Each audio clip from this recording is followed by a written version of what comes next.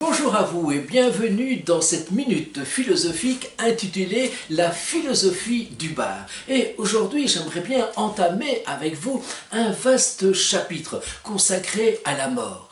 Je vous avais déjà dit qu'il n'y a pas de philosophie sans mort. En effet, c'est parce qu'il y a de l'inconnu, c'est parce qu'on ne sait pas ce qui nous attend par-delà la mort que nous sommes tous ici en train de réfléchir, de se questionner, de philosopher. La mort est l'impensable, l'inconnu, l'ineffable, l'indicible par excellence. Puis-je penser la mort?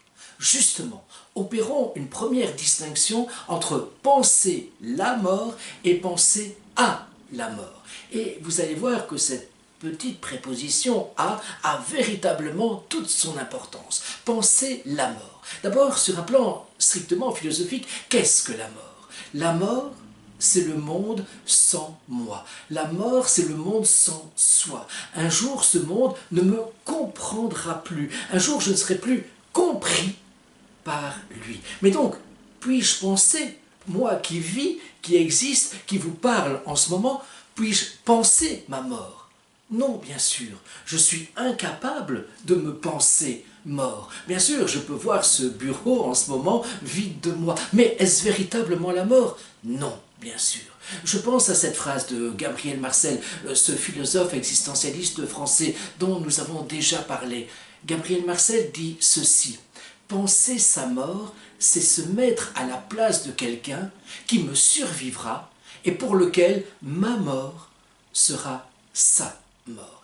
C'est par une espèce de dédoublement mental que je peux voir ce bureau vide de moi, mais encore une fois, ça ne constitue pas la mort à proprement parler. Maintenant, penser à la mort. Il m'arrive effectivement, bien souvent, de penser à la mort. Il m'arrive aussi bien souvent de n'y pas penser, bien sûr, parce que si on se focalise un peu trop sur la mort, on ne vit plus précisément. On peut donc réfléchir au quand, au comment, au pourquoi, en deux mots, au pourquoi en un seul mot, au pour qui aussi de la mort.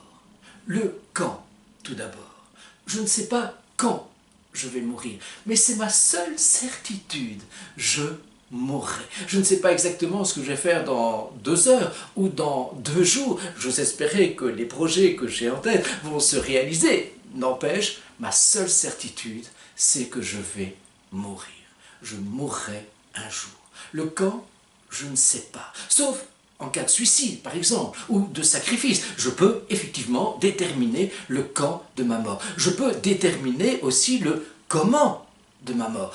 En principe, je ne sais pas comment je vais mourir. Mais là encore, dans un suicide, dans un acte sacrificiel, je peux déterminer le comment de ma mort. Maintenant, le pourquoi, en 2 mots, dans un premier temps. Pourquoi? Pour quelle valeur? Quelle est la valeur qui en vaut véritablement la peine? Mourir pour des idées, dit le poète Georges Brassens, d'accord, mais de Morland en deux, d'accord, mais de Morland en deux. Est-ce qu'il y a une seule valeur qui en vaut véritablement la peine? Je vous pose la question. Ensuite, pour qui? Là encore, pour qui mourriez-vous? Pour qui seriez-vous prêt à mourir? Et enfin, le pourquoi, en un seul mot. Je ne sais pas pourquoi on vit, je ne sais pas pourquoi on meurt, mais en tout cas, je sais que je vis et je sais que je vais mourir un jour. Pourquoi?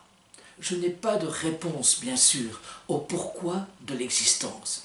Mais ce que je me dis toujours, c'est que c'est la mort qui donne son poids, sa densité, sa gravité, sa compacité à notre existence. Vous supprimez la mort, vous supprimez la vie. Elle devient comme liquide, comme évanescente. Non, c'est la mort, vraiment, qui me donne le poids de mon existence. Ça veut dire aussi, en d'autres termes, qu'en ce moment, on est peut-être angoissé parce qu'on va mourir un jour. Mais peut-être le serait-on plus encore si on ne mourrait pas. Si on ne mourrait pas, on mourrait de ne pas mourir.